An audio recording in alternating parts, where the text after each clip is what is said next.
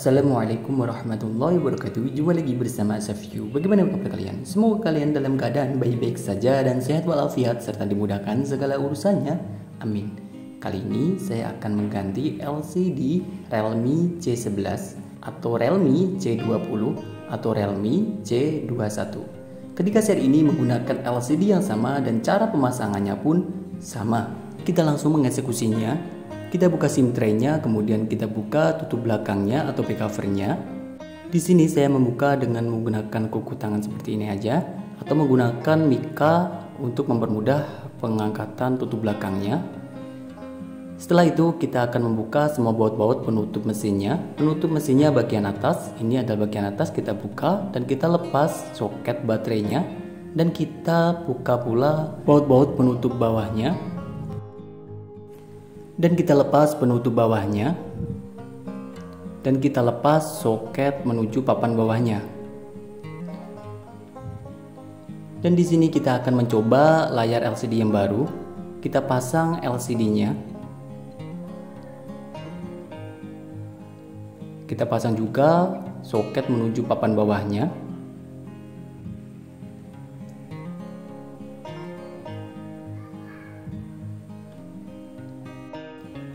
Dan kita pasang soket baterainya, kemudian kita nyalakan HP-nya.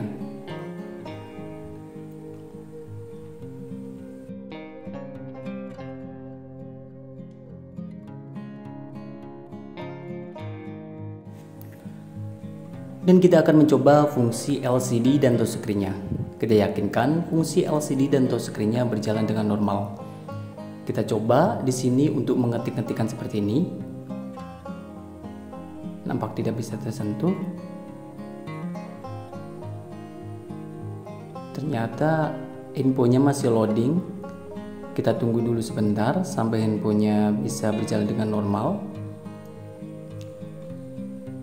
Kita coba lagi untuk mengetik-ngetikannya satu persatu hurufnya dan angkanya. Kita yakinkan fungsi touchscreen-nya berjalan dengan normal, nyaman untuk diketikkan.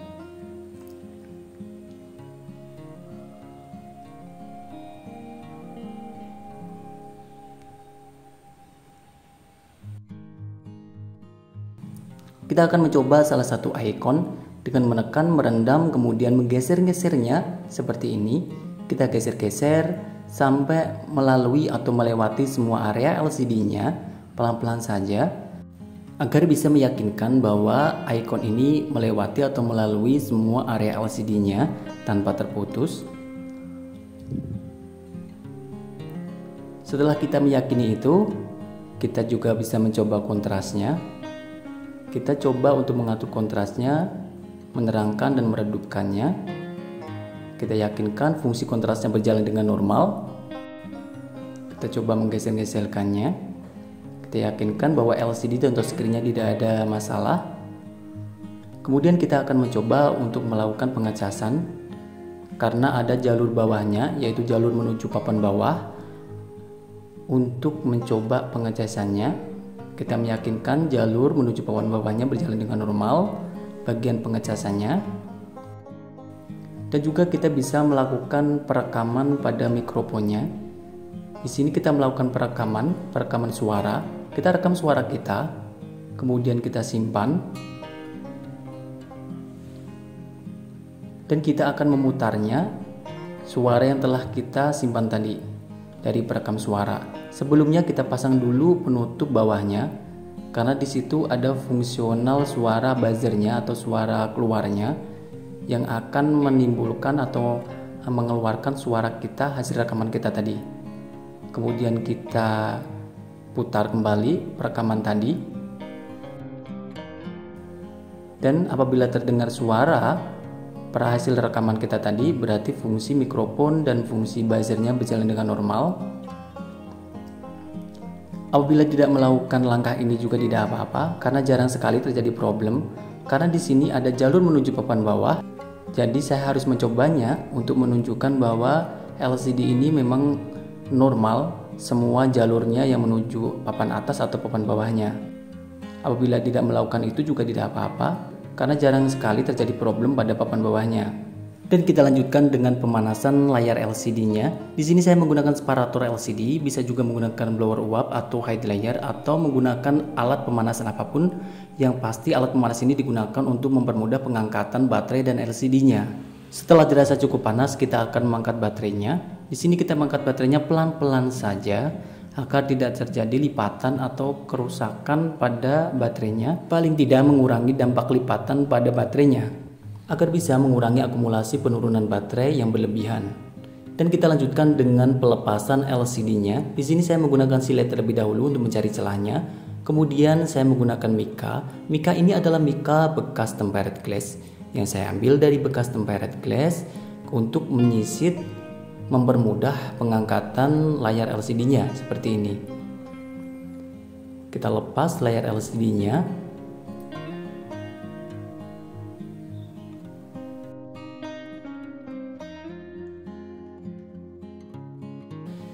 Nampaknya LCD-nya udah pernah diganti, udah LCD gantian itu terlihat. Dan apabila mesin ini merasa mengganggu, bisa dilepas saja. Ini mesinnya bisa dilepas saja. Dan kita lanjutkan dengan pembersihan bekas-bekas lem yang menempel di pinggir-pinggir body frame-nya.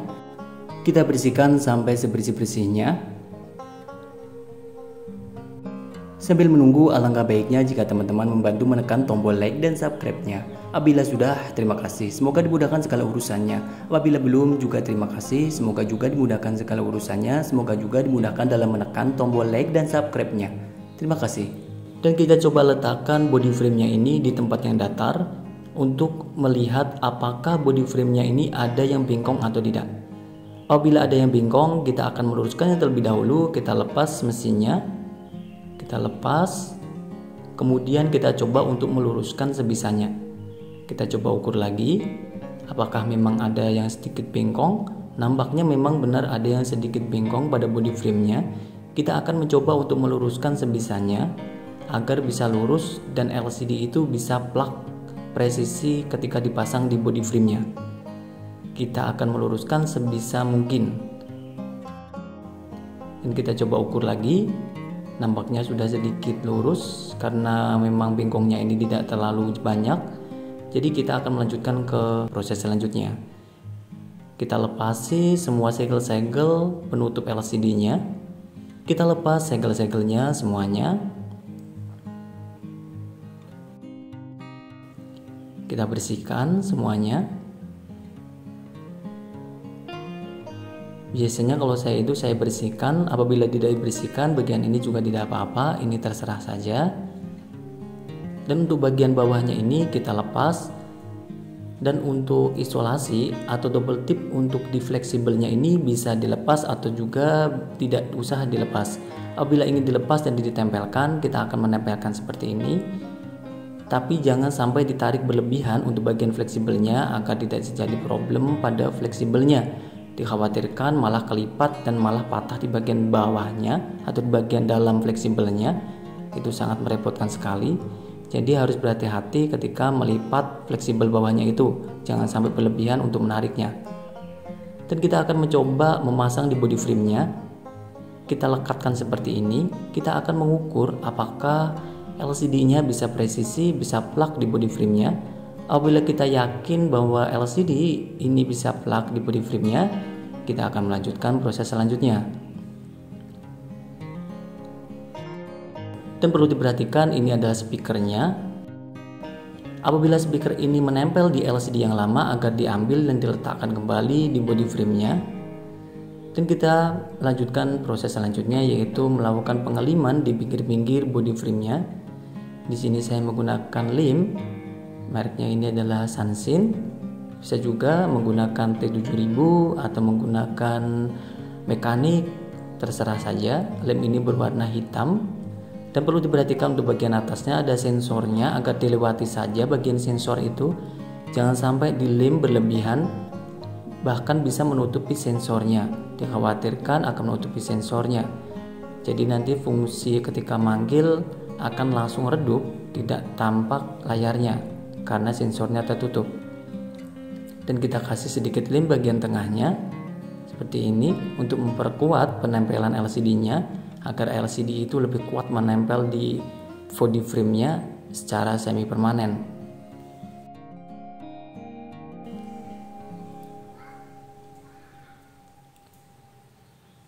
Dan kita akan melanjutkan pemasangan LCD-nya.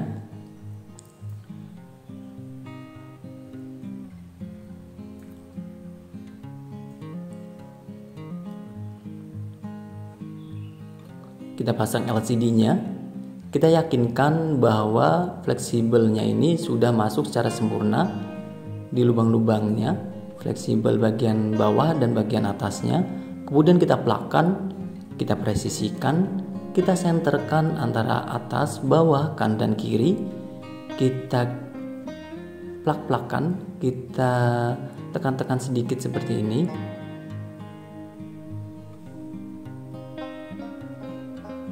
Dan kemudian kita akan mempressingnya atau kita menahan sementara. Di sini saya menggunakan isolasi. Bisa menggunakan isolasi seperti ini. Kita kasih isolasi di pinggir-pinggirnya, bagian bawah, bagian tengah, bagian atas, semua bagiannya.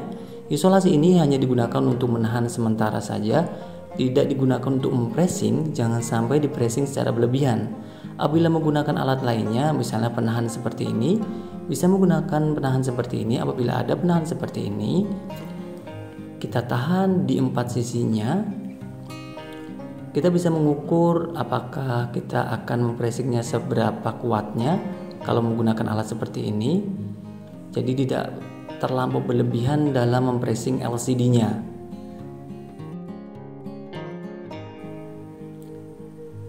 Kita kasih isolasi. Apabila menggunakan isolasi atau menggunakan kombinasi keduanya juga bisa seperti ini. Atau yang ketiga bisa menggunakan karet. Apabila tidak ada alat seperti ini juga bisa menggunakan karet. Dan apabila menggunakan karet, alangkah baiknya jika mengkaretinya satu persatu saja. Tidak usah dilipat-lipat terlampau banyak agar bisa melindungi LCD, agar LCD itu tidak terlalu kepressing dengan karetnya. Kita kasih bagian seperti ini dan bagian tengahnya juga. Apabila menggunakan karet, tidak menggunakan penahan yang lainnya, kita kasihkan karet-karetnya satu-satu seperti ini. Walaupun banyak tapi satu-satu tidak masalah. Dan di sini kita akan menunggu kurang lebih sekitar 20 menit. Setelah 20 menit kita lepasi sedikit penahan ini, tapi masih ada penahan yang lainnya. Apabila menggunakan karet kita kurangi karetnya, apabila menggunakan isolasi kita kurangi isolasinya. Apabila menggunakan penahan seperti ini, penahan LCD itu kita kurangi kerapatannya, kita longgarkan sedikit dalam jangka waktu 20 menit. Tapi kita masih membiarkan dia menempel di situ sampai kurang lebih 1 jam. Setelah 1 jam, kurang lebih ya 30 menit sampai 1 jam, dan dirasa lem itu sudah kuat dan kering, kita lepasi semua penahannya tadi. Dan kita lanjutkan dengan pembersihan bekas-bekas lem yang ada di pinggir-pinggir LCD atau body frame-nya.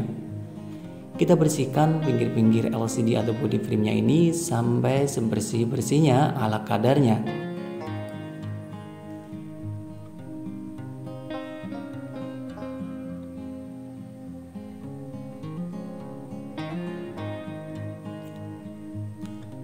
Dan setelah cukup bersih, kita lanjutkan dengan pemasangan mesinnya yang telah kita lepas tadi. Kita pasang semuanya. Kita pasang ini bagian bawahnya, yaitu menuju papan bawah, fleksibel LCD yang menuju papan bawah. Dan ini adalah panel anten. Kita pasang kembali, kita rapikan kembali dan kita pasang panel antennya. Karena panel anten ini digunakan untuk sinyal HP. Apabila tidak terpasang, otomatis sinyalnya akan menghilang atau berkurang secara drastis. Dan kita kembalikan penutup bawahnya. Ini adalah penutup bawahnya sekaligus buzzer atau speaker luarnya. Kita kembalikan baut-baut penutup bawahnya semuanya.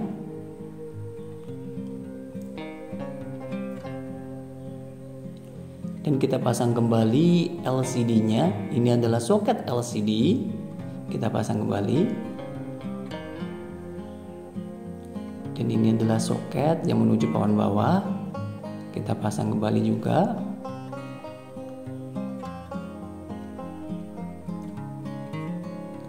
Karena di sini lem pada baterainya sudah pernah diangkat, jadi udah tidak ada lemnya lagi. Saya kasih double tip untuk menguatkan lem pada baterainya agar menempel secara sempurna. Kita kasih lem dan kita pasang kembali baterainya. Kita pasang soket baterainya dan coba kita nyalakan HP-nya. Kita yakinkan handphonenya masih menyala seperti yang kita harapkan. Dan kita pasang penutup atasnya. Kita kembalikan semua baut-baut penutup atasnya satu persatu sampai terpasang semuanya.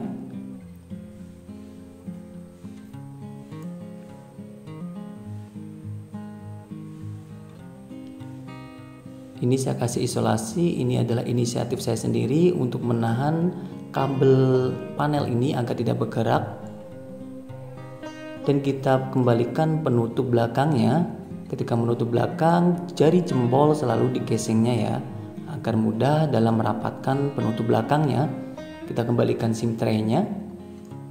Dan kita coba lagi fungsi LCD-nya. Dan di sini kita langsung saja memasang anti gores atau tempered glass-nya. Kita bersihkan dulu menggunakan pembersih tempered glass. Yang basah terlebih dahulu kita bersihkan, bagian pinggir-pinggir juga dibersihkan bekas-bekas lem tadi agar bersih, tidak ada kotoran dan debu yang menempel di LCD-nya. Dan kita akan menunggu sejenak setelah dibersihkan dengan yang basah agar kering, kemudian kita bersihkan dengan yang kering. Kita bersihkan dengan pembersih tempered glass yang kering sampai sebersih-bersihnya. Tidak ada kotoran sedikit pun debu yang menempel agar mempermudah pemasangan tempered glass-nya. Kita pasang tempered glass-nya, kita senterkan, kita paskan antara atas bawah kanan dan kiri agar tidak condong ke atas atau ke bawah atau condong ke kanan atau ke kiri. Kita paskan di titik senternya dan kita pasang tempered glass-nya.